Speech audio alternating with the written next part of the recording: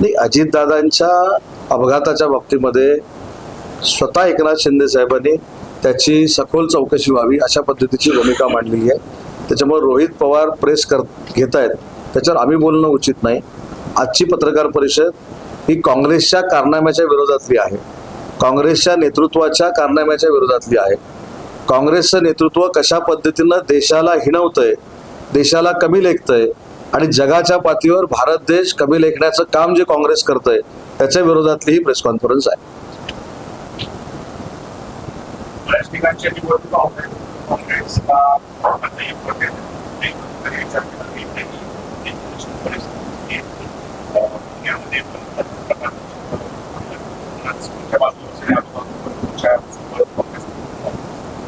नाही, नाही, 100% तुमचं बरोबर आहे. आबाने शिवसेनेचं म्हणजे एकनाथ शिंदे साहेबांचं नेतृत्व एवढ्यासाठीच स्वीकारलं, ते देखील त्याच्यामध्ये सांगतील. अपरिपक्वता नेतृत्वाची काय असते हे कदाचित आबांना कालच्या प्रसंगाच्या अगोदर कळलेलं असावं आणि कालचा प्रसंग झाल्यानंतर तर काँग्रेसचे अनेक लोक बाहेर पडतील. कारण ही अपेक्षा नसते एखाद्या पक्षाकडनं आपल्या देशाचा अपमान करावा. आणि सुरुवातीला सांगितले की राहुल गांधींनी आजच हे केलं नाही, तर अनेक वेळा परदेशामध्ये त्यांनी ज्या मुलाखती दिल्या, परदेशामध्ये जी काही भाषणं केली ती ठीक आहे. एखाद्या व्यक्तीबद्दल तुम्हाला आकस असू शकतो, एखादी व्यक्ती तुमची विरोधक असू शकते, परंतु त्या सगळ्या देशाला बरोबर घेऊन देश किती कमी आहे आपला त्याला कमी लेखायचं काम हे राहुल गांधीचे जागतिक पातळीवर भारत देशाची प्रतिमा फार मोठ्या उंचीवर नरेंद्र मोदी साहेबांनी नेलेली असताना जे काय बोलतायत त्या प्रवृत्तीचा हा निषेध आहे.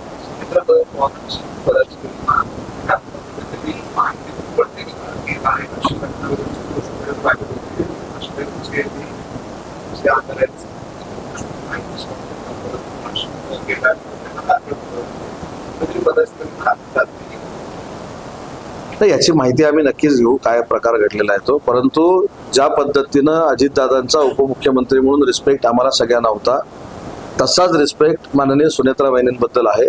तिथं कुठेही शंका असण्याचं काही कारण नाही.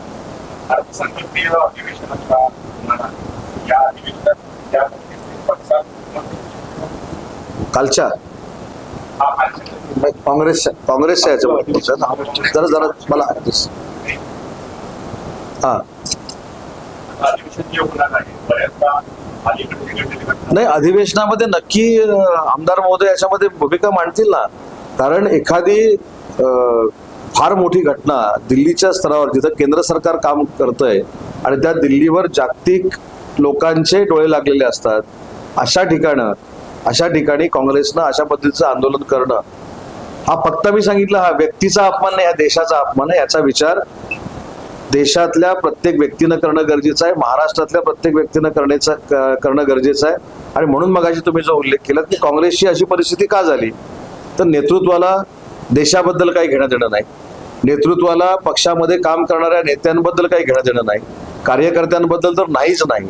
म्हणजे आपलं साधं उदाहरण आहे की उपराष्ट्रपतीची काँग्रेसचा उमेदवार इकडं निवडणूक लढतोय आणि काँग्रेसचं नेतृत्व त्या रात्री दिल्लीमध्ये दाखल होतंय. याच्यामुळेच आबांना हे सगळ्याला कळलेलं असणार ना. आबाज आज योगायोगानं बाजूला बसलेत माझ्या पत्रकार परिषदेला.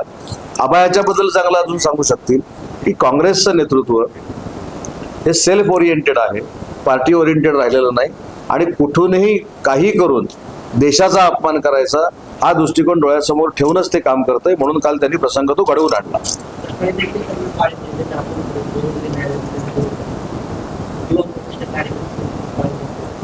काळे झेंडे तर दाखवून निषेध केलाच पाहिजे आणि त्यांना कधीतरी विचारलं पाहिजे की तुम्हाला या देशामध्ये जर राहायचं असेल तर देशाप्रती अभिमान असलाच पाहिजे. तुम्ही लोकसभेमध्ये आहात, तुम्ही लोकसभेचे विरोधी पक्षनेते आहात, तुम्हाला जे काय भूमिका मांडायची असेल ते तुम्ही लोकसभेमध्ये मांडू शकता ना. तुम्ही तुमच्या टवाळखोर मुलांना अशा ठिकाणी टी शर्ट काढून पाठवायचे हा देशाचा अपमान नाही का? देशाच्या त्या कॉन्फरन्समध्ये, दिल्लीच्या त्या कॉन्फरन्समध्ये जागतिक स्तरावरचे अनेक नेते आलेले होते, हे तरी भान काही लोकांना असलं पाहिजे. त्याच्यामुळं 100% कालचा जो प्रकार होता हा देशाला बदनाम करणारा प्रकार होता आणि त्याच्यामध्ये काँग्रेस पार्टी अग्रेसर होती. मला तर असं वाटतं की काँग्रेसच्या नेतृत्वानं माफी मागितली पाहिजे, दिलगिरी व्यक्त केली पाहिजे. सोशल मीडियावर व्हायरल होते मोदीजींनी तेवढे सीओ आले होते, हे सगळ्यांच्या हाताशी उंचवले होते. तर चेष्टाचा विषय ठरतोय सोशल मीडियाचा एक. आणि त्याच्यात त्या कंपनीचे जे सीईओ होते ते एका प्रेस कॉन्फरन्समध्ये बोलते, 2 जण होते, त्यांनी सांगितलेलं आमच्याकडे पॉप्युलर मुवमेंट होता, म्हणजे आम्हाला अपेक्षा नव्हती की हे अशा पद्धतीचं हात वगैरे उंचवतात. युजली कसं होतं, ते कुठली पॉलिटिकल रॅली असेल किंवा गठबंधन असेल तेव्हा आपण नाही का जे रॅलीज असतात त्यांचे हात वर करतात, त्याच्यामुळे असं काय नाही. तो व्हिडिओ व्हायरल. एआय साठी जागतिक स्तरावरचे सगळे नेते आम्ही एकत्र येऊन काम करतोय, ही भारताची जगाला सांगण्याची ती पद्धत असेल. ज्यांना पटलं नाही ते सोडून द्या. परंतु माननीय नरेंद्र मोदी साहेबांनी सगळ्यांचे एकत्र हात वर करून जर एआय साठी आम्ही सगळे एकत्र आहोत हा संदेश जगाला दिला, तर त्याच्यामध्ये काही लोकांना कुडकुरी करण्याचं काय गरज आहे? आणि हे कोण करतं, कोण निषेध करतं? ज्यांच्या अकलेची कीव करावीशी वाटते असे निषेध करतात. काय याच्यामध्ये वावगं केलं? नरेंद्र मोदी साहेब परदेशामध्ये गेल्यानंतर समोरचा राष्ट्राध्यक्ष किंवा पंतप्रधान त्यांना जेव्हा आलिंगन देतो त्यावेळी देखील असली जी काही प्रवृत्ती, घाणेरडी प्रवृत्ती आहे ती त्यांच्यावर टीका करतात. व शेवटी देशाचे ते पंतप्रधान आहेत. आणि एक तुम्हाला मान्य करावं लागेल, तुम्हाला इन द सेन्स सगळ्यांना, पॉलिटिकल लिडरना आणि जे विरोधक आहेत त्यांना, की नरेंद्र मोदी साहेबांनी आपल्या देशाची प्रतिमा ही जागतिक पातळीवर या 12-15 वर्षामध्ये हजारो पटीनं उंचावलेली आहे. आपण 4 नंबरच्या अर्थव्यवस्थेमध्ये आलोय, याचं भान काही लोकांना असलं पाहिजे. नुसतं समुद्रात उडी मारून आणि नदीत उडी मारून आणि धावून काही होत नाही. आपण भारतासाठी किती धावतोय, आपण भारतासाठी किती योगदान देतो याच्यावर स्वतःचं नेतृत्व सिद्ध होतं. आणि ते माननीय नरेंद्र मोदी साहेबांनी जागतिक पातळीवर सिद्ध केलेलं आहे.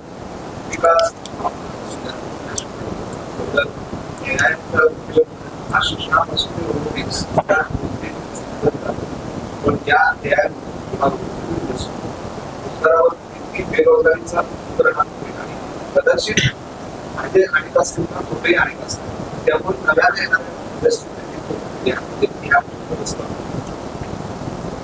दोन महत्वाच्या गोष्टी आहेत. एआय विकसित करताना सुद्धा आपलाच मेंदू लागतो.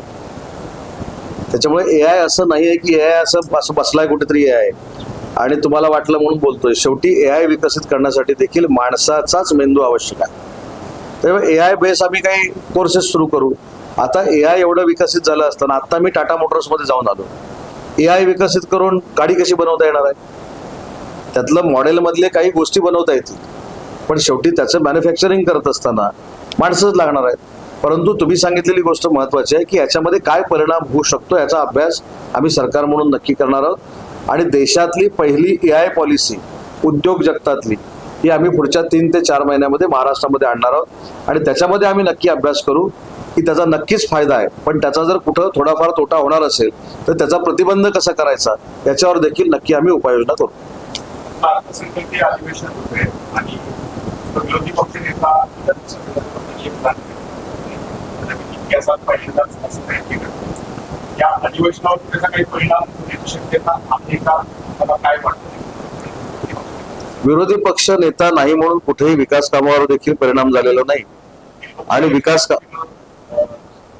शेवटी विधानसभेचा आणि विधान परिषदेचा विरोधी पक्ष नेता हे सन्मानपूर्वक पद देण्याचे सगळे अधिकार हे विधान परिषदेचे सभापती आणि विधानसभेचे अध्यक्ष यांना आहे. त्यामुळे ते योग्य ते निर्णय घेतील. परंतु विधानसभेचा आणि विधान परिषदेचा विरोधी पक्ष नेता नाही म्हणून महाराष्ट्र थांबलाय असं कुठेही झालं नाही. मी स्वतः मुख्यमंत्री महोदयांच्या नेतृत्वाखाली डावोसला गेलो होतो. 30 लाख कोटीचे आम्ही एमओयू केले. आताच मला विश्वजितची सांगत होती की हुंडाई प्रकल्प सुरू झाला, हॅमॉर आईस्क्रीमचा प्रकल्प सुरू झाला. त्याच्यामुळे ज्यांना कोणाला दिसत नाही ते प्रकल्प, ते फक्त डावोसला गेल्यानंतर प्रकल्प होत नाहीत हे बोंबाबोंब करतात. तुम्ही सांगा ना, पुण्यामध्येच एक्सपान्शन आणि नवीन प्रोजेक्ट हे करोडो हजार कोटीचे पुण्यामध्येच सुरू झालेले आहेत, नाशिकला सुरू होत आहेत.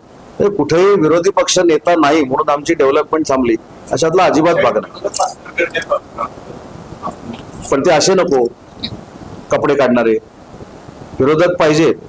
विरोधक महाराष्ट्राच्या विकासासाठी, देशाच्या विकासासाठी सजेशन देणारे असले पाहिजे. स्वतःची इज्जत स्वतः काढून घ्यायची आणि बरोबर देशाची पण काढायची, राज्याची पण काढायची, असे विरोधी पक्ष नेते नको.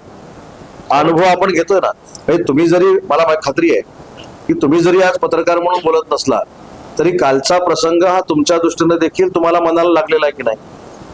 त्याच्यामुळे शेवटी विरोधी पक्षनेता नुसता असून जर देशाचा आणि राज्याचा अपमान करणारा असेल तर विरोधी पक्षनेता हवा कशाला? काय सरकार थांबत नाही. मागची 5 वर्ष काही विरोधी पक्षनेता केंद्रामध्ये नव्हता, कुठे सरकार थांबलं? चांगले चांगले केंद्र शासनाचे प्रोजेक्ट झाले. सर कल जो प्रोटेस्ट किया गया है कांग्रेस किया है, नहीं, उसका हम शिवसेना की तरफ से हम निषेध करते हैं, क्योंकि इंटरनेशनल लेवल पे जब कॉन्फ्रेंस रहती है तब ऐसा निषेध करना, आंदोलन करना, ये बहुत ही बुरी तरह का काम उन्होंने किया है. इसलिए हम कांग्रेस का और कांग्रेस के नेतृत्व का हम निषेध करते हैं. और आज शाम को 5 बजे से लेकर 7 बजे तक हम ये निषेध का आंदोलन हर जिले में महाराष्ट्र में करेंगे. लेकिन तो कांग्रेस ने ऑपरेशन के टाइम में बात किया, अभी भी आप कांग्रेस कर रहे हैं. नहीं, मैं यही बोल रहा हूँ, राहुल जी गांधी जब प्रदेश में जाते हैं तब देश के बारे में भला बुरा बोलते हैं, स्पीच में बोलते हैं. कल तो इंटरनेशनल कॉन्फ्रेंस में उनके नेतृत्व में हुआ है. तो हर जगह अपने देश की जो गनीमा है वो कम करने का काम राहुल जी करते हैं. इसके लिए हम निषेध कर रहे हैं. तर फुल पार्टी और इस तरह के टिप्स की आप क्या होता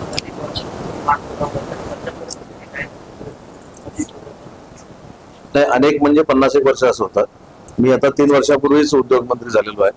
2 वर्षापूर्वी हा आम्ही आराखडा तयार केलेला आहे, सुरुवात केली. त्याच्यामध्ये मला माहिती असेल PCMC, PMC, त्याच्यानंतर प्राधिकरण, PMRDA आणि पर्यावरण असा क्लब करून आपण 2 ते 2.5 हजाराचा हा आराखडा तयार करतोय. अंतिम टप्प्यामध्ये आहे. सायमल्टेनियसली केंद्र शासनाकडे देखील इंद्रायणी नदी शुद्धीकरण हा प्रकल्प केंद्राकडे देखील मंजुरीला गेलेला आहे. हे मुख्यमंत्री महोदयांनी देखील सांगितलंय, पण त्याला लवकरात लवकर मूर्त स्वरूप येईल. इंद्रायणी आणि पवना. हा,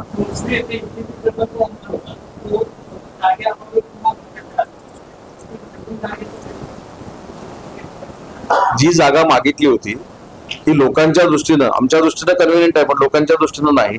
त्याच्यामुळे लोकांना त्या STPचा CETPचा त्रास होणार नाही ही पण दक्षता आम्हाला घ्यायला लागेल ना. तशा पद्धतीची जागा आपण शोधतोय. येत्या 1-2 महिन्यामध्ये जागेचा प्रश्न सुटेल. अजून एक महत्वाची गोष्ट सांगतो की हिंजवाडीच्या संदर्भात जो रस्त्याचा प्रश्न होता, त्या रस्त्याला देखील खरं तर त्याच्यामध्ये आवर्जून अजितदादांचा उल्लेख केला पाहिजे. अजितदादांनी MIDCची बैठक घेतली आणि 650 कोटी रुपये त्या पूर्ण पुलासाठी मंजूर झाले. त्याचं DPRचं काम देखील सुरू झाले. राज्यसभेत सगळ्यांना विश्वाची सुरुवात महाविकास आघाडीने खास शिवसेना राव म्हणते की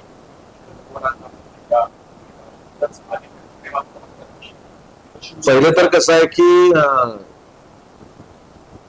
जे रोज सकाळी पत्रकार परिषद घेतात तेच कुठच्या पक्षातले हे आम्हाला कळेल असं झालं.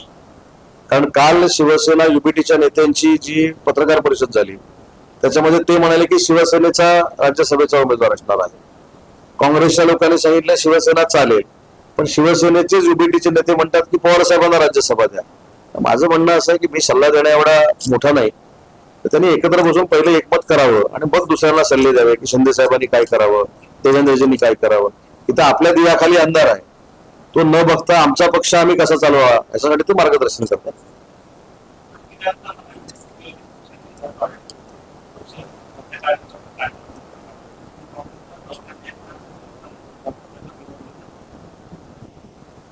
बघा, किरकोळ खासदार असताना विरोधी पक्ष नेता होऊन जर देशाची एवढी अवहेलना करण्याचं काम एखादं नेतृत्व करत असेल, हे स्वप्न आहे खरं. म्हणजे मी ट्रम्प होणार आहे असं जसं स्वप्न मी बघतो तसं तरी पंतप्रधान होणार असं कधीच बघत असतील स्वप्न.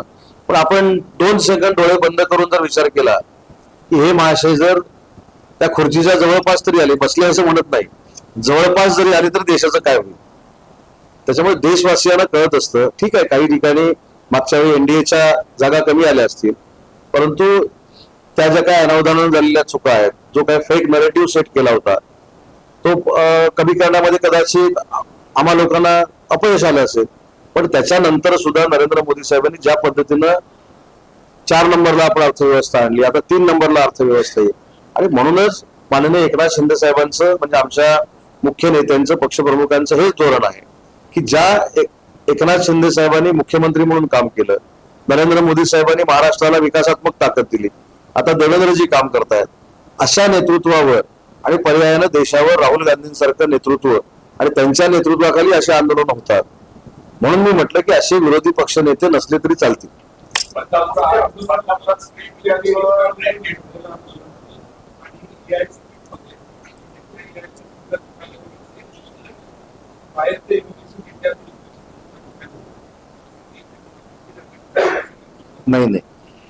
टेरिफ बद्दलचं जर आंदोलन होतं तर टेरिफ कालच लागलाय का? टेरिफ लागून माझ्या माहितीप्रमाणे 4 ते 5 महिने झाले. उलट काल जर त्यांनी असं आंदोलन करून अमेरिकेच्या सुप्रीम कोर्टाचे आभार मानले असते, कारण कालच अमेरिकेच्या सुप्रीम कोर्टाने तिथल्या राष्ट्राध्यक्षांनी जे टेरिफ लावलेलं आहे ते अनावश्यक आहे अशा पद्धतीचा निर्णय दिला. बरोबर आहे ना? त्याच्यामुळे कदाचित एकतर ते तुम्ही दिलेल्या बातम्या बघत नसतील असा त्यांचा दोष असेल, कारण काल सकाळीच झाला निर्णय बहुतेक टेरिफच्या बाबतीतला. आणि टेरिफच्या बाबतीमध्ये असेल तर राहुलजी कायम परदेशामध्ये जातात. कधीतरी ट्रम्पची भेट घेऊन निवेदन द्यायला पाहिजे होतं, कमी कर, आमच्या भारतावर अन्याय होतोय. आलेल्या विदेशी लोकांच्या समोर हे कशाला आंदोलन करायचं? त्याच्यामुळे मी म्हटलं की आंदोलन हा लोकशाहीतला भाग आहे. कोणी आंदोलन करू नका किंवा आंदोलन व्हायलाच देणार नाही आमची भूमिकाच नाही, पण तो क्षण कुठचा असावा, ती वेळ कुठची असावी हे तरी नेतृत्वानं फिक्स केली पाहिजे ना. आता तुम्ही म्हणताय टेरिफच्या बाबतीतलं आंदोलन होतं, मग 4 महिने का केलं नाही? म्हणजे कदाचित टेरिफ कळलं नसेल. उगाच कुठच्या तरी ठिकाणी जाऊन आंदोलन करणं आणि देशाची नाचक्की करणं, त्याच्याबद्दल आम्ही त्यांचा निषेध केला.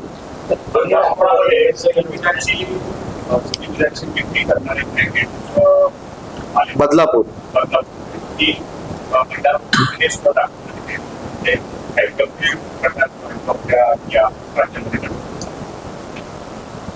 ही बातमी वाचल्यानंतर खरं तर आम्ही सगळ्यांनीच, म्हणजे मी ज्या जिल्ह्याचा पालकमंत्री आहे, मी तर ताबडतोब सकाळी आमच्या SP-ना सांगितलं की आमच्याकडे नसेल, पण हे जे काय नव्यानं काय सुरू झालेलं आहे तस्करी, हे महाराष्ट्राच्या पोलिसनं प्रत्येक ठिकाणी सविस्तर चौकशा केल्या पाहिजे आणि अशा पद्धतीची वाईट प्रवृत्ती असेल तर ठेचून काढली पाहिजे, त्यांच्यावर कारवाई केली पाहिजे. अशी कारवाई केली पाहिजे की असं कोण पुन्हा धाडसपण करणार नाही, अशी मोठी कारवाई झाली पाहिजे.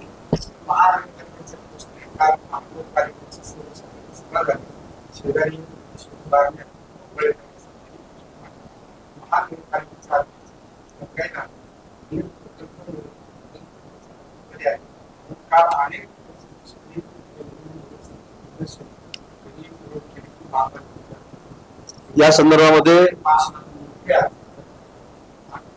हे सांगतो ना, या संदर्भामध्ये सगळ्या नवीन आमचे कदाचित कमी नगरसेवक असतील पण ताकदीनं काम करतायत. त्यांनी एकनाथ शिंदे साहेबांची वेळ मागितलेली आहे, कारण महानगरपालिका आणि नगरपालिका हे माननीय एकनाथ शिंदे साहेबांच्या अखत्यारीमध्ये येत आहेत. पुढच्या 8 दिवसामध्ये 10 दिवसामध्ये अधिवेशनाच्या काळामध्ये पिंपरी चिंचवडच्या नक्की जनतेला न्याय देण्यासाठी काय करावं लागेल यासाठी शिवसेना नगरसेवकांनी जो पुढाकार घेतलेला आहे या संदर्भात स्वतः साहेब बैठक लावतात.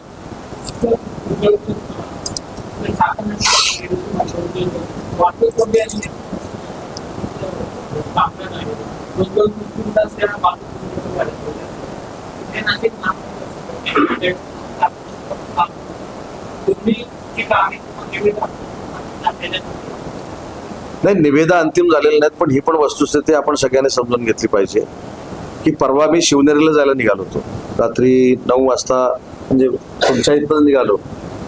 मला देखील ट्रॅफिकचा फटका बसला ना, पण तो कशामुळे बसतोय हा देखील समजून घेणं गरजेचं आहे. अनेक ठिकाणी विकासात्मक कामं सुरू आहेत, काही ठिकाणी पुलाची कामं सुरू आहेत, काही ठिकाणी डायव्हर्शन्स आहेत, काही ठिकाणी रस्त्याची कामं सुरू आहेत. त्याच्यामुळे हा फटका नक्की बसतोय, परंतु ही कामं जशी पूर्णत्वाला जातील तेव्हा हे सगळे रस्ते ट्रॅफिकसाठी क्लिअर होतील.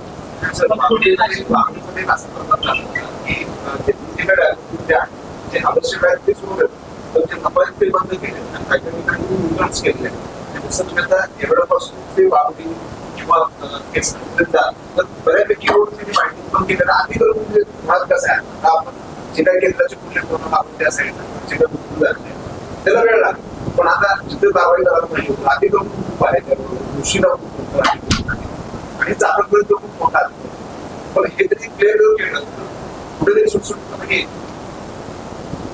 अतिक्रमणाच्या बाबतीमध्ये नक्की आम्ही अधिकाऱ्यांना सांगू, पण अतिक्रमणाच्या बाबतीमध्ये थोडं मला जे वाटतं या संपूर्ण परिसरामध्ये काय झालंय की काही अतिक्रमण ही नव्यानं आहेत, पण काही जे आहेत त्याला आपण जसं असेसमेंट म्हणतो, ग्रामपंचायतीनं असेसमेंट दिलेलं आहे किंवा अन्य काही लोकांनी असेसमेंट दिलेलं जर असतील तर त्यांना नुकसान भरपाई तरी दिलं पाहिजे, ते कोर्टामध्ये जातात. त्याच्यामुळे ह्या सगळ्याचा अभ्यास करून तुम्ही म्हणता तसं कार्यवाही करणं गरजेचं आहे. आणि अनधिकृत बांधकामामुळे जर अशा पद्धतीचं ट्रॅफिक जाम होत असेल तर संबंधित यंत्रणेला कारवाई केली पाहिजे. मी बघा छत्रपती संभाजीनगरला MIDC मध्ये केलं, नाशिकमध्ये करतोय. मी देखील MIDC मधल्या अतिक्रमणाबाबतच्या भूमिकेवर आम्ही ठाम आहोत. पुढे तर आता सगळ्या निवडणुका संपल्यात, आचारसंहिता संपल्यात. मी देखील पुढच्या 6 महिन्यामध्ये MIDCची अतिक्रमण काढण्यास सुरुवात करणार. तर मगाशी प्रकल्प आहेत ना, ते महाराष्ट्राचेच आहेत. कुठचे? MIDC प्रकल्प. MIDC? हा प्रकल्प रखडलेले आहे. ती जमिनीचा जो मंजूर टाकून घेतो, तो अजून झाला नाही. तर मी सांगितलं ना, ती बिल्डिंग पण आहे, ती बांधून झाली. आणि मी सांगितलं हिंजेवाडीच्या संदर्भामध्ये पहिला जो होता तो नुकसान भरपाई देण्याचं प्रपोजल होतं. मी अजितदादांचा पण या ठिकाणी उल्लेख केला. 6-7 महिन्यापूर्वी अजितदादांनी बैठक घेऊन तो TDR मध्ये कन्वर्ट केलाय. त्याच्यामुळे TDR मध्ये कन्वर्ट केलेला जो प्रकल्प आहे त्याचं टेंडरिंग आणि सगळं सुरू होईल आणि दोन लाखाला असं हे झालं. विलंबित करण्याच्या पूर्वी झालं. आम्हीच करणार. आम्ही टेंडर पण काढतोय त्याचं. आणि बिल्डिंगचा कुठच्या? गोष्टी बिल्डिंग MIDCचं कार्य. MIDCचं कार्यालय आता आम्ही नव्यानं बांधतोय ते. तिथं काय अडचण झाली? थांबलंय काम? नाही, चालूच नाही. चालू नाही. 90% तुमचा भाग पूर्ण झालाय, पण पूर्ण चालूच नाही. अधिकाऱ्याला विचारू ना आपण. सत्यगती. हा, संथ गतीनं सुरू आहे. मी म्हटलं थांबलंय की झालंच नाही. संथ गतीनं का सुरू आहे याचा मी आढावा घेतो आणि ते फास्ट करण्याच्या दृष्टीनं आता मी अनेक पत्रकार होते असतील, मी काय बोलायचे ते बोलून आलोय अधिकाऱ्यांना. आता मगाशी फोन कॉल आम्ही फोन कॉल माझ्या अधिकाऱ्यांना केला होता. तो पण विषय तुम्हाला सांगतो. येरवड्यामध्ये शासकीय मुद्रणालय जे आमचं आहे त्याच्यामध्ये अचानक तिथल्या कर्मचाऱ्यांना 1 तास ओव्हर टाइम देण्यात आला आणि मला आश्चर्याचा धक्का एवढ्यासाठीच बसला की आमच्या अधिकाऱ्यांनी 1 तासाला 2 रुपये असं मानधन त्याला द्यायचा निर्णय घेतला. तर त्यानं जरा सुचवलं, जरा 4 गोष्टी सुचवल्या, सुनावल्या आणि त्यांचा प्रश्न आता सुटला, निकाली निघालाय. त्यांचा 1 तास जो आता ओव्हर टाइम आहे ते रेग्युलराईज होईपर्यंत आम्ही रद्द केलेला आहे आणि ज्यावेळी रेग्युलराईज होईल त्यावेळी MIDC ला ओव्हर टाइमचे जे आम्ही पैसे देतो तासाला ते आम्ही करत.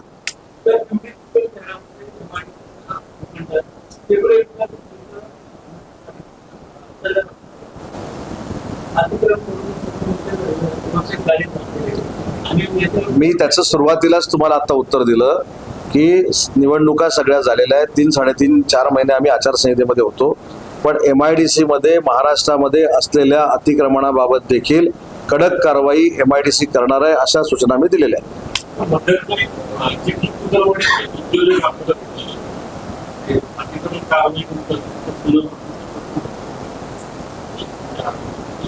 त्यांना आपण जागा पण दिली होती, पण ती जागा काहीतरी त्यांना पहिली जागा त्यांनी मान्य केली, नंतर जागा नको म्हणून सांगितलं.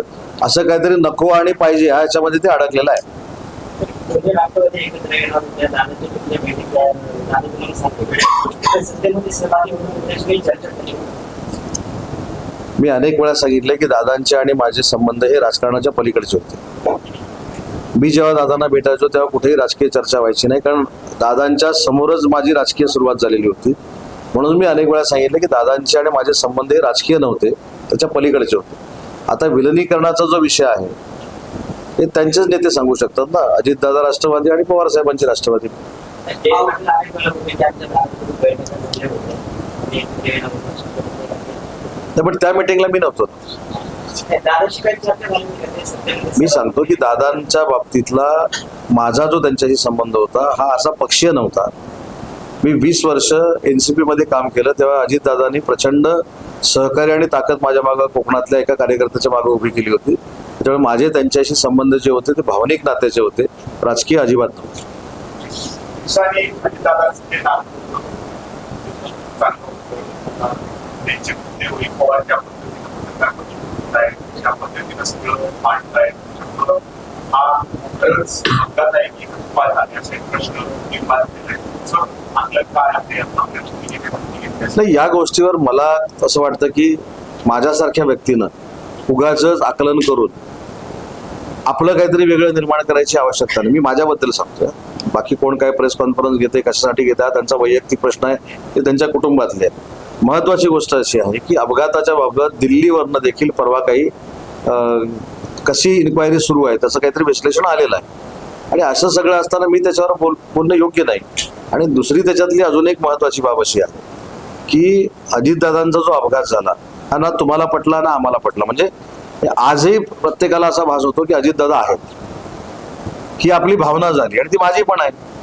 पण त्याच्यामध्ये तो कसला ब्लॅक बॉक्स असतो, त्याचं काय झालं, मी बोलणं एवढा मोठा आहे का? मला त्यातली माहिती आहे का? ज्यांना कदाचित रोहित पवारांना त्यातली पूर्ण माहिती असेल, त्यांनी माहिती घेतलेली असेल म्हणून ते बोलत असतील. पण ज्यावेळी सुनेत्रा वहिनींनी उपमुख्यमंत्री पदाची शपथ घेतली त्यावेळी मी स्पष्ट सांगितलं की त्या 100% माननीय अजितदादांचा वारसा हा पुढे घेऊन जातील आणि महाराष्ट्राला न्याय देतील. तेवढ्यापुरतच मी मर्यादित आहे.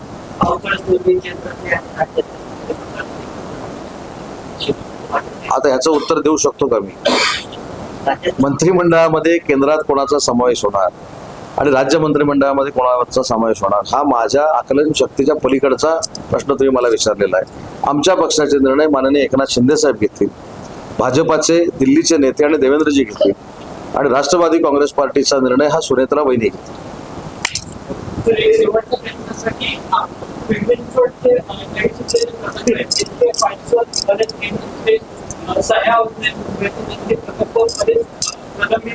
आता अजून एक तुम्हाला माहिती सांगतो की अशी फाईल आता वर येण्याचा प्रश्नच नाही. 1.5 महिन्यापूर्वी सगळे अधिकार आम्ही आरोना दिलेले आहेत. त्याच्यामुळे आता फाईल वर गेली असं जर आरो सांगत असतील तर त्याचं मला नाव द्या. संपला विषय. वर जायचं, मंत्र्याकडे फाईल जायची, सीओ कडे जायची, ही सगळी सिस्टीम बंद केली. सगळे अधिकार आरो आणि डेप्युटी सीओला आलेले आहेत.